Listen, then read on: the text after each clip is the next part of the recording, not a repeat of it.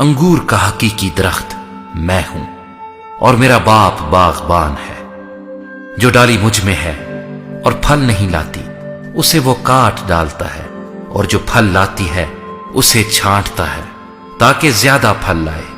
अब तुम उस कलाम के सबब से जो मैंने तुमसे किया पाक हो। तुम मुझ में कायम रहो और मैं तुम में।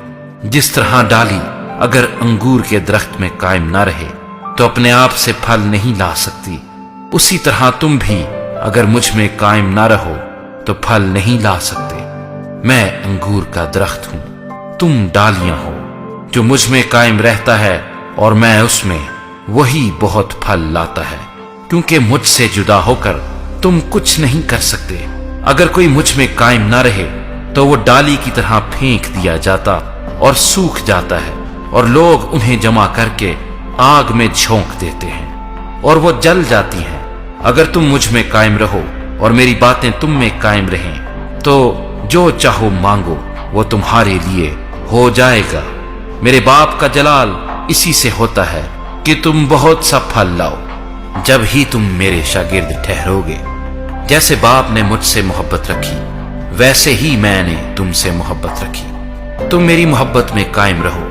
अगर तुम मेरे हुक्मों पर अमल करोगे तो मेरी मोहब्बत में कायम रहोगे, जैसे मैंने अपने बाप के हुक्मों पर अमल किया है और उसकी मोहब्बत में कायम हूं। मैंने ये बातें इसलिए तुमसे कही हैं कि मेरी खुशी तुम में हो और तुम्हारी खुशी पूरी हो जाए। मेरा हुक्म यह है कि जैसे मैंने तुमसे मोहब्बत रखी तुम भी एक दूसरे से मोहब्बत रखो। इससे ज्यादा मोहब्बत कोई शख्स नहीं करता कि अपनी जान अपने दोस्तों के लिए दे दे।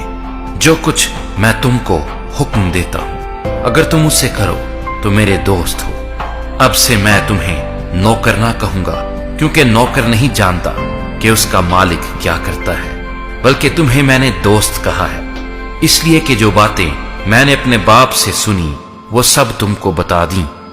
तुमने मुझे नहीं चुना बल्कि मैंने तुम्हें चुन लिया और तुमको मुकर्रर किया कि जाकर फल लाओ और तुम्हारा फल कायम रहे, ताकि मेरे नाम से जो कुछ बाप से मांगो वो तुमको दे।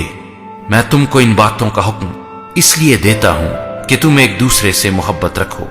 अगर दुनिया तुमसे अदावत रखती है तो तुम जानते हो कि उसने तुमसे पहले मुझसे भी अदावत रखी है। अगर तुम दुनिया के होते तो दुनिया अपनों को अजीज रखती, लेकिन चूंकि तुम दुनिया के नहीं बल्कि मैंने तुमको दुनिया में से चुन लिया है, इस वास्ते दुनिया तुमसे अदावत रखती है। जो बात मैंने तुमसे कही थी उसे याद रखो कि नौकर अपने मालिक से बड़ा नहीं होता। अगर उन्होंने मुझे सताया तो तुम्हें भी सताएंगे।